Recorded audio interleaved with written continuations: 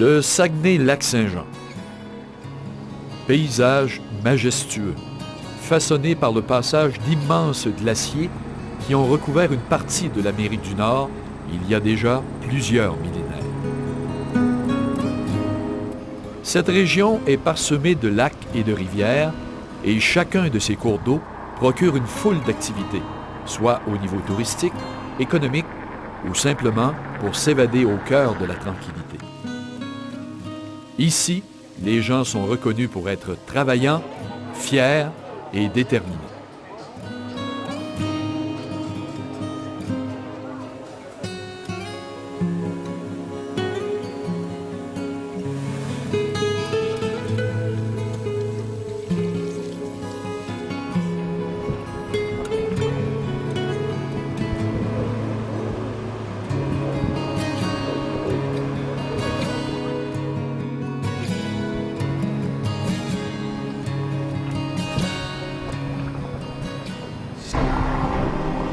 Mais en 1996, la tranquillité de cette région, d'un peu moins de 300 000 habitants, est perturbée. Ces gens ont vécu un désastre naturel qui restera à jamais gravé dans leur mémoire.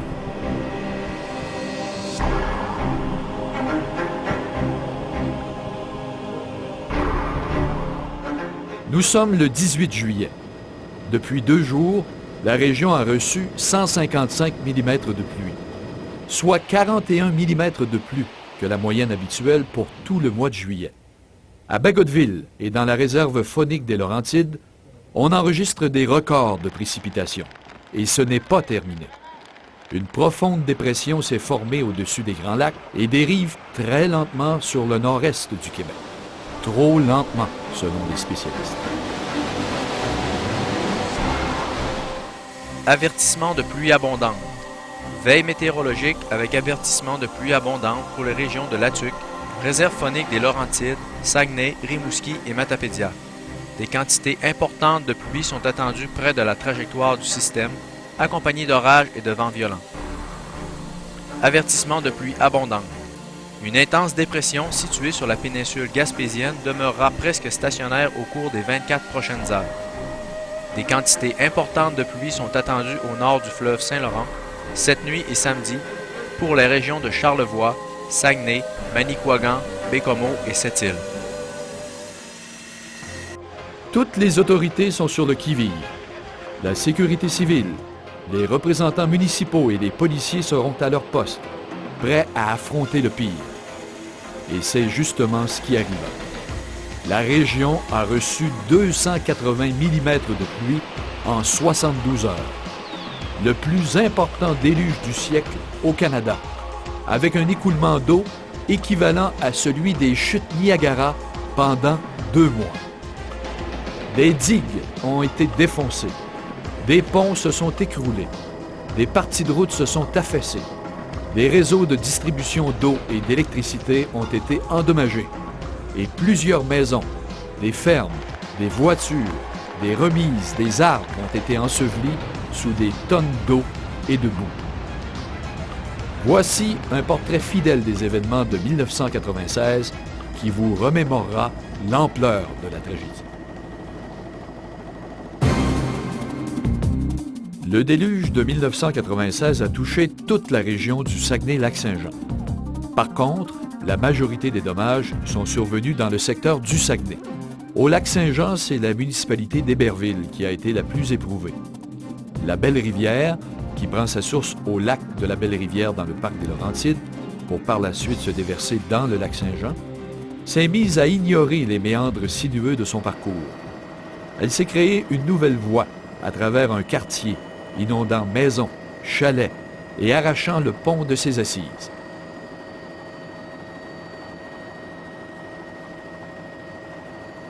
La Belle-Rivière ne portait vraiment plus son nom. Dans le secteur du rang 3, elle a coupé le seul chemin carrossable, arraché le pont de métal, provoqué un glissement de terrain majeur et forcé ainsi l'évacuation de 85 résidents.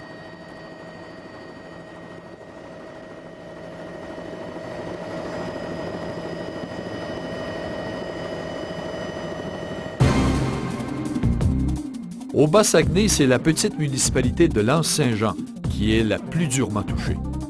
La rivière Saint-Jean, qui prend sa source dans le lac Brébeuf pour ensuite traverser la municipalité de Lens et se déverser dans la rivière Saguenay, est déchaînée.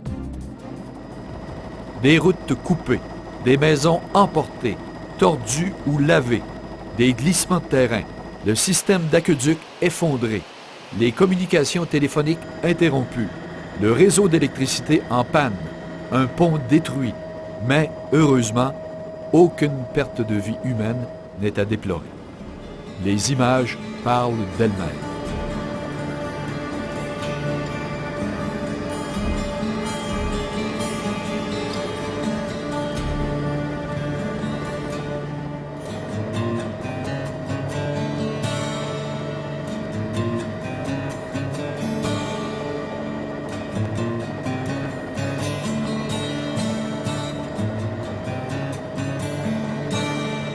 Environ 126 maisons sont évacuées et sur ce nombre, 102 sont détruites ou très sérieusement endommagées. Pendant ce temps, Jonquière vit, elle, au rythme de ses deux affluents. La rivière aux Sables, qui est contrôlée par les barrages de Pibrac et Pibrac-Ouest du lac Kenogami et qui compte deux barrages, un appartenant à la compagnie Abitibi-Price et l'autre à la ville de Jonquière, et le ruisseau Deschênes qui, lui, traverse le secteur d'Arvida après son passage près de la crique Outlet au lac Kenogami. Le niveau d'eau anormalement élevé de ces deux cours d'eau inquiète. Les installations ne suffisent plus à contrer l'incroyable masse d'eau tombée du ciel. Sur la rivière aux Sables, des maisons sont emportées. L'aménagement d'un parc est entièrement détruit. Un quartier résidentiel est évacué et deux imposants HLM sont précipités dans la rivière.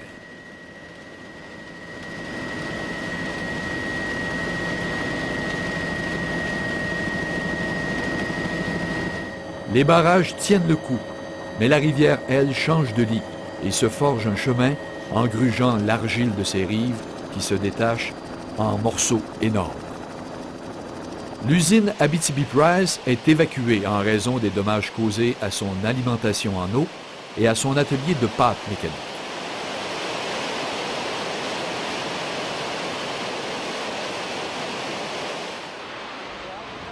La nouvelle centrale électrique de la ville, fraîchement rénovée au coût de 6 millions de dollars et en opération depuis à peine un mois, est inondée.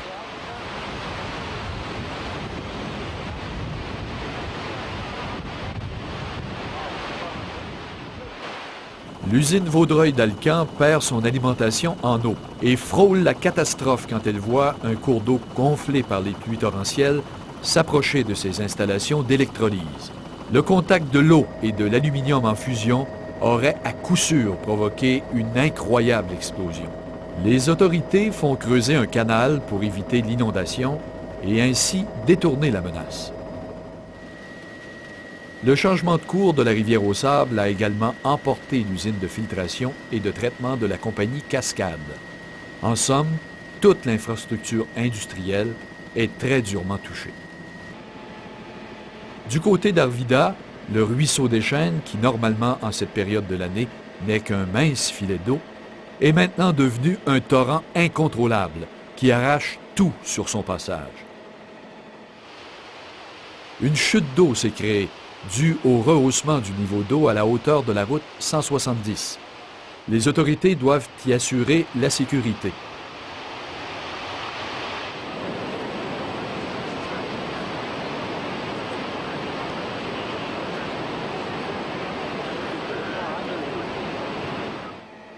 Le petit ruisseau a emporté de nombreux ouvrages de toutes sortes et même plusieurs tronçons de route.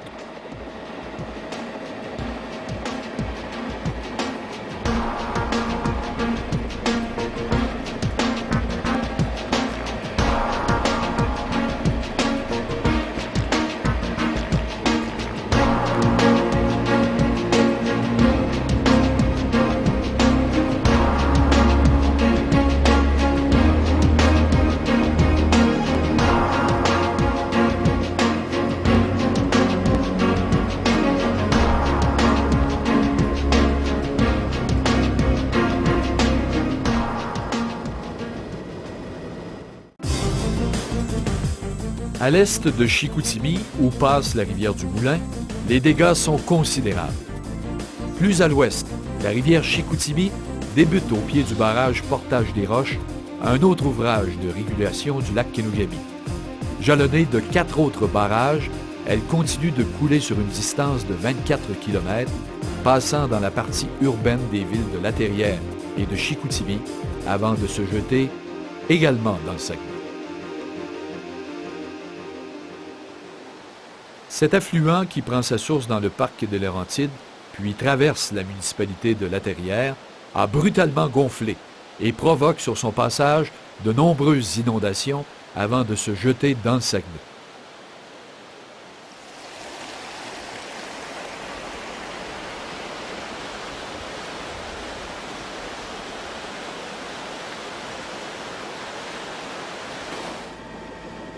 Ici, la situation est inquiétante. Le niveau du lac Kenougabi ne cesse d'augmenter et le débit des rivières du parc des Laurentides, qui alimentent le lac, ne cesse d'augmenter également. On doit ouvrir les évacuateurs du barrage Portage des Roches et libérer par le fait même une importante quantité d'eau, ce qui entraînera l'inondation de plusieurs résidences de Portage des Roches qui sont situées de chaque côté de la rivière Chicoutimi. Le niveau a monté d'une telle ampleur qu'on doit évacuer des centaines de personnes en toute hâte. Les terrains sont détruits et les habitations sont littéralement baignées.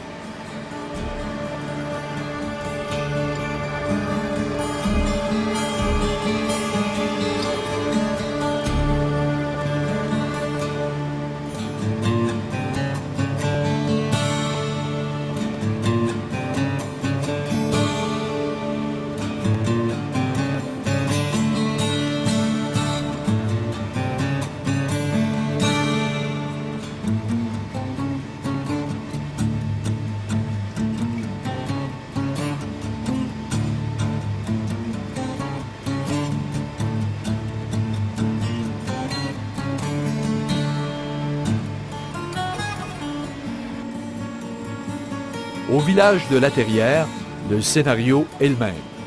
Ce quartier comportait pourtant des dizaines de maisons neuves. Imaginez les pertes.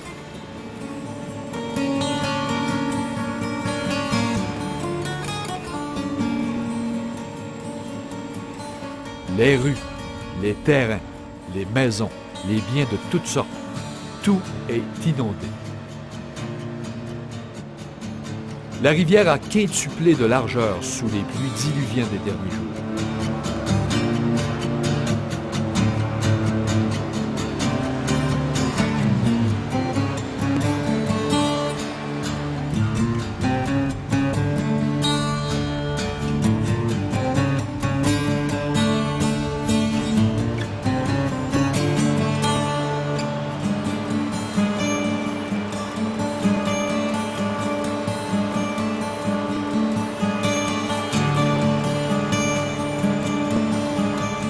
Le pont a peine à suffire.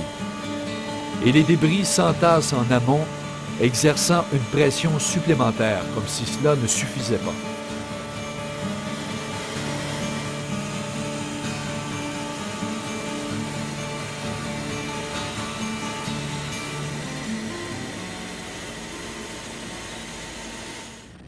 Dans le rang Saint-Pierre, la rivière continue de faire des dommages aux résidences.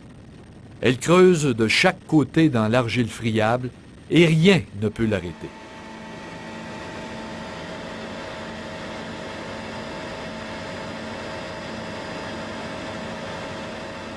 Chemin de fer, emprise de pont, tout y passe. Là aussi, on doit évacuer des gens et fermer des routes.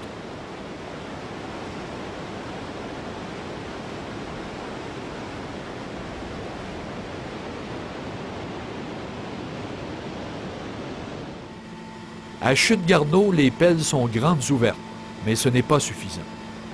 L'eau passe maintenant par-dessus la crête du barrage et se ferait un chemin de chaque côté de la digue à travers le roc et l'argile.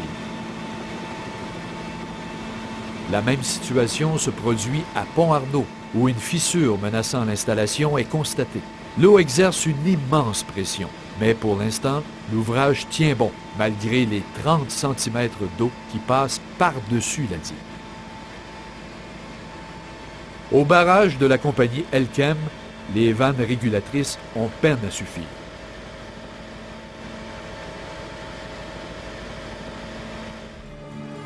Et nous voici rendus au bassin de Chicoutimi.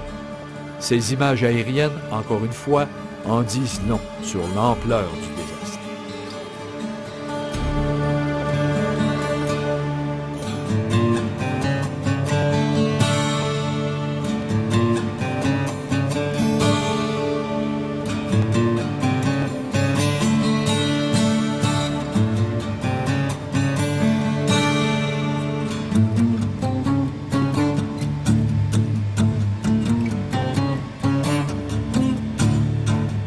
Le réservoir de la compagnie Abitibi-Price est plein à ras-bord et l'eau se déverse maintenant du côté est, inondant une bonne partie du bassin.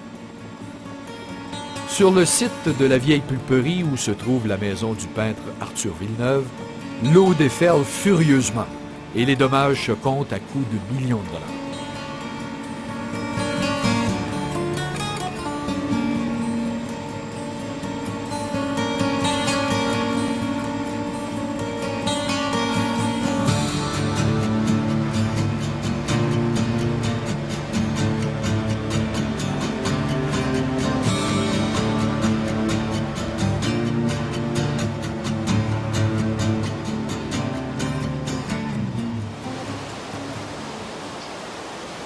Les eaux ont littéralement envahi le quartier historique du bassin, le plus vieux quartier de Chicoutimi, détruisant des dizaines de maisons.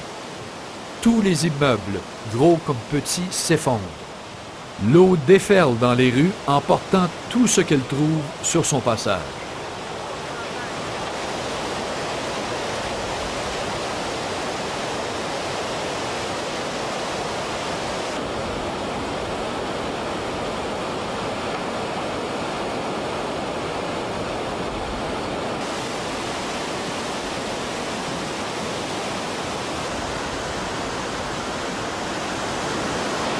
Ici, sur la rue Bossé, ce n'est qu'une question de temps avant que l'eau n'ait raison des quelques maisons qui se trouvent encore dans son sillon.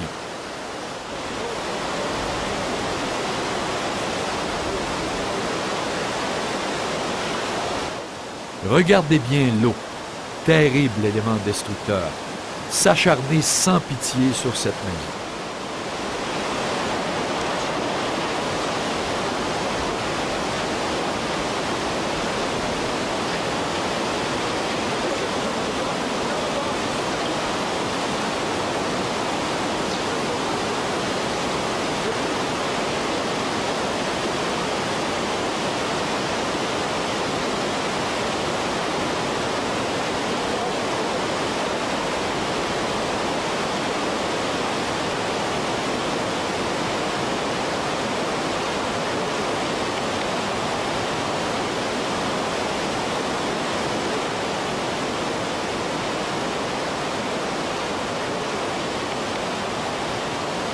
Cependant, une petite maison se dresse, seule au milieu des flots, résistant aux forces de la nature. C'est suite au premier déversement du barrage Price en 1947 que le propriétaire, M. Alir Genet, prit la décision de faire de nouvelles fondations ancrées au roc. Incroyable mais vrai, elle a résisté aux milliers de mètres cubes d'eau qui sont passés de chaque côté et même de l'intérieur. Elle a résisté à l'image des gens du Saguenay-Lac-Saint-Jean.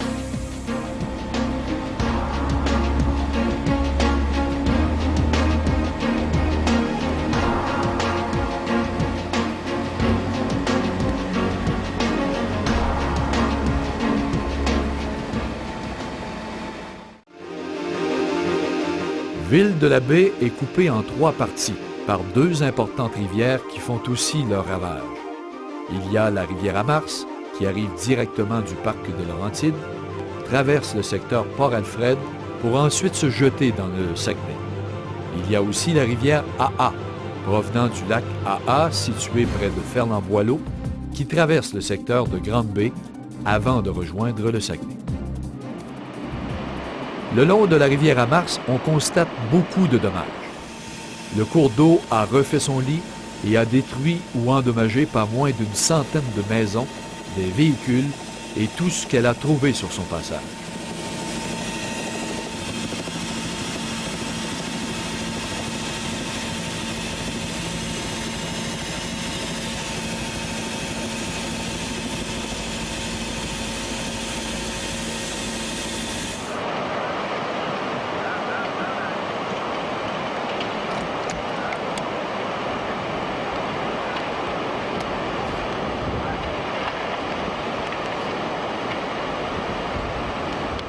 Les chemins Saint-Louis et Deschutes qui bordent la rivière ne sont pas épargnés.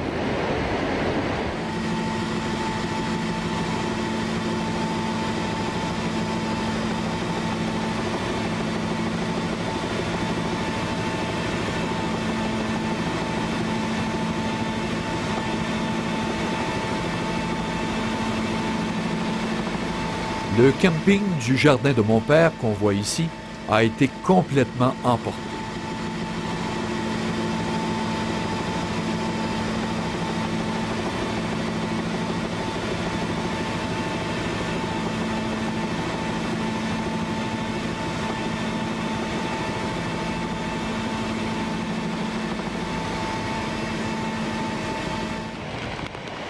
La passe migratoire aménagée pour les saumons n'y a pas échappé non plus.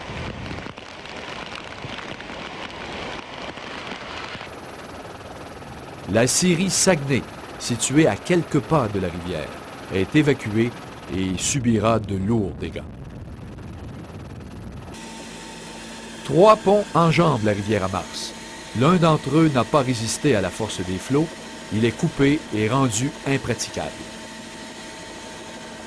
Les 2 autres sont fortement amochés. Des débris de toutes sortes s'entassent furieusement contre leur structure.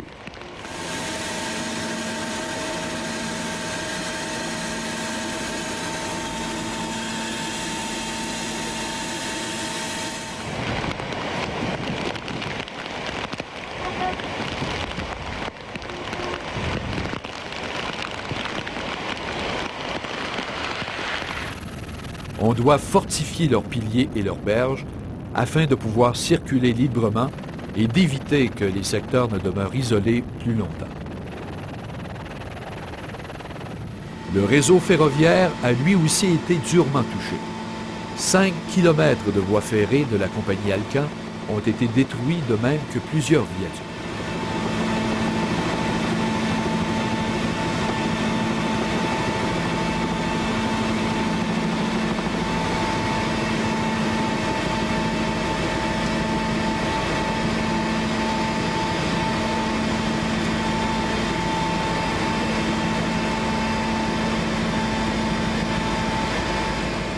On doit trouver de nouvelles solutions pour acheminer les matières premières qui arrivent par bateau aux installations portuaires de la baie, afin de les acheminer vers les usines Alcan de la région.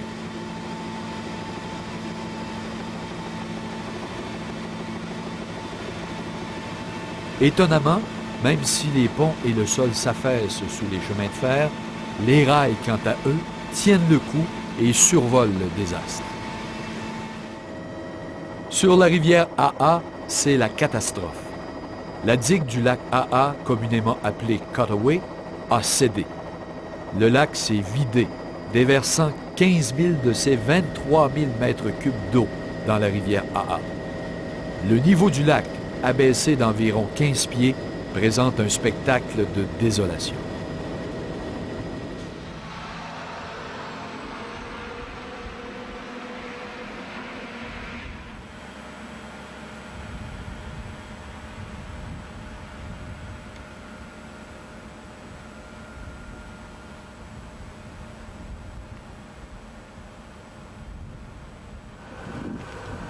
On avait bien essayé d'ouvrir les pelles du déversoir, mais ce fut peine perdue.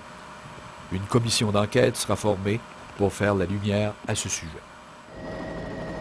La rivière, devenue de 15 à 30 fois plus large, dévaste tout sur son passage, y compris une bonne partie de la route 381.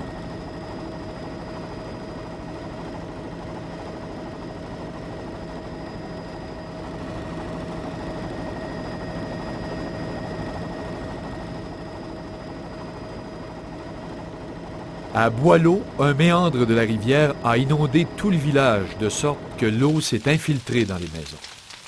De ce fait, on a dû les brûler, car les bactéries et la moisissure les rendaient inhabitables.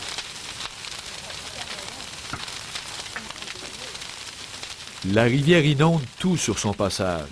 L'eau s'infiltre dans les maisons. 80 d'entre elles sont lourdement endommagées. 19 ne sont plus habitables en raison des bactéries et la moisissure, et 7 ont carrément disparu, emportées par la crue. Le ministère des Transports doit rebâtir un chemin d'accès temporaire pour les habitants de la municipalité, en attendant qu'un nouveau tronçon de la route 381 soit reconstruit.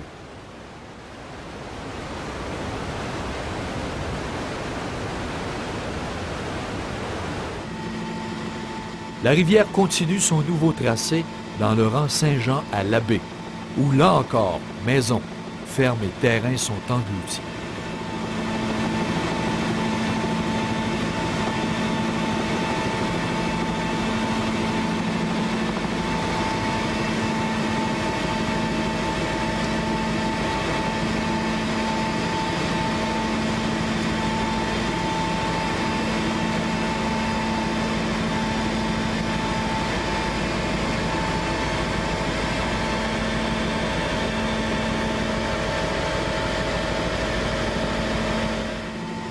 Et elle ne s'arrête pas. Quand elle arrive finalement à Grande-Bay, elle lave littéralement le secteur. Le coup d'eau de la rupture de la digue aura pris environ 4 heures avant d'arriver dans la baie des AA. Sous la vague, une partie du boulevard Grande-Bay, la rue Monseigneur-Dufour, la Caisse populaire Saint-Alexis, ainsi que son guichet automatique et sa voûte, des édifices, une épicerie et un dépanneur sont emportés par la crue. C'est le désastre total.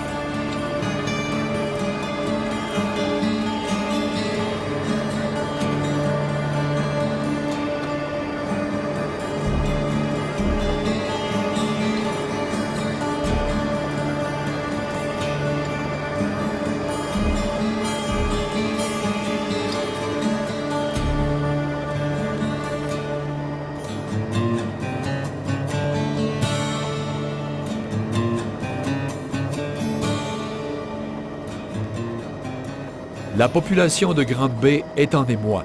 Plus de 1200 personnes sont évacuées. Les autres ne peuvent que constater les dégâts.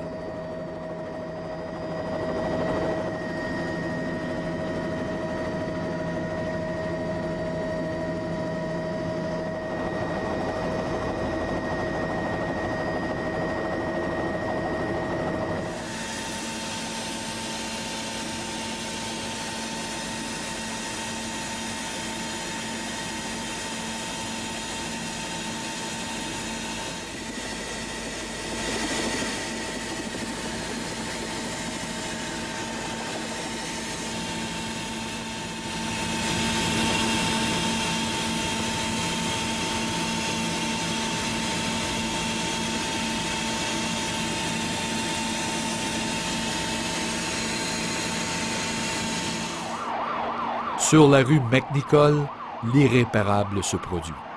2 enfants périssent quand un flanc de montagne se détache et qu'une immense vague de boue s'infiltre dans leur maison. Les parents ont tout juste le temps de se sauver avec leur jeune bébé. C'est là le plus lourd bilan de la catastrophe. Des centaines de maisons sont ensevelies. D'autres sont soufflées par la force du torrent.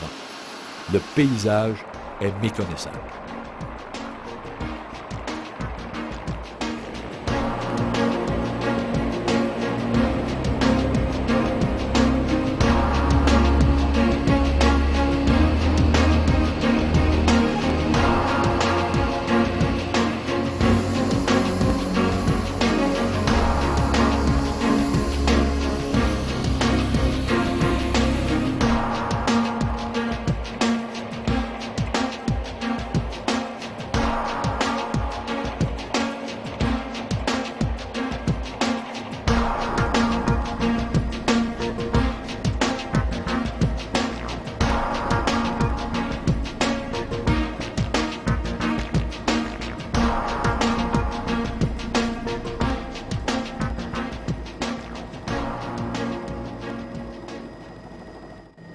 La base militaire de Bagotville est devenue la plaque tournante au niveau des sauvetages et des services aux sinistrés. Les hélicoptères ont fait la navette pour l'évacuation de Labbé, La Terrière et Ferland-Boileau. Les militaires ont apporté de la nourriture et de l'eau potable aux gens du bassin. On fournit matelas, sacs de couchage, vêtements et repas chauds aux 1300 personnes qui ont trouvé refuge dans le gymnase de la base militaire.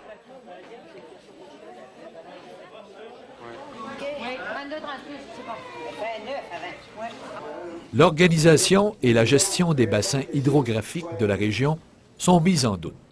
La commission Nicolet est formée afin de faire toute la lumière sur cette gestion.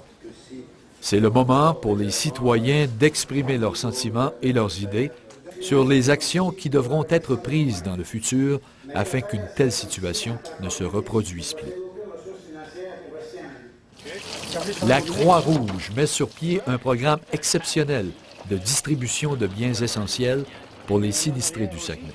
Elle établit des centres de distribution et l'aide financière provient de partout au Québec, du Canada et même de l'étranger. Les deux paliers de gouvernement s'unissent et annoncent un fonds spécial de 200 millions de dollars pour la reconstruction et l'indemnisation aux sinistrés. Ils s'impliquent également au niveau des municipalités et des PME. Un spectacle Solidarité animé par Michel Barrette est organisé et amasse plusieurs millions de dollars en quelques heures seulement. La population du Québec se serre les coudes, comme elle le fera plus tard dans la crise du verglas dans la région de Montréal.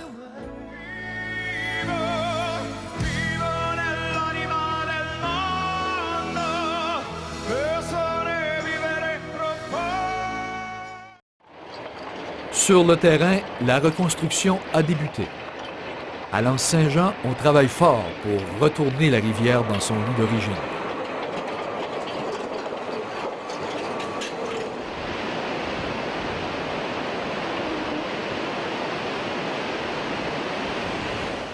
On refait aussi les piliers qui porteront le nouveau pont. Dans le secteur de Grande-Baie, on s'affaire à créer un lien routier pour rejoindre les deux rives. Des camions transportant du roc et du gravier travaillent à reconstruire les principales routes et ponts. Partout, des déchets et débris jonchent le sol, le paysage est méconnaissable.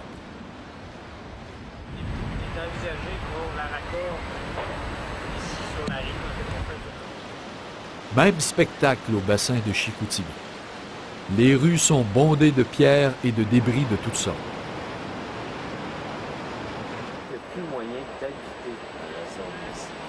Ici et là, on aperçoit des restes de fondations, seuls indices que jadis des maisons s'y trouvaient.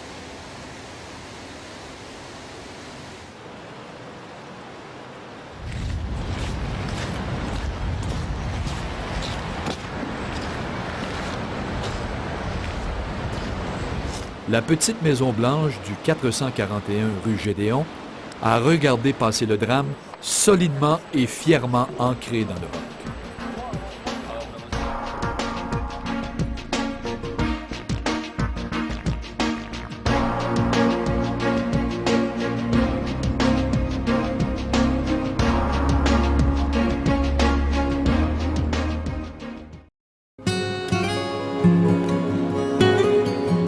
Le calme et la tranquillité sont maintenant revenus au Saguenay-Lac-Saint-Jean.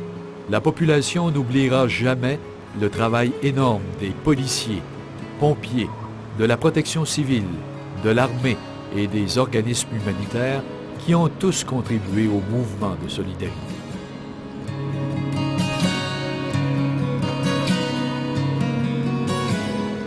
Ce déluge aux proportions bibliques qui n'arrive qu'une fois tous les 10 000 ans selon certains spécialistes, a laissé des marques. Mais les gens ont retroussé leurs manches pour reconstruire leur coin de paradis. La vie a repris son cours.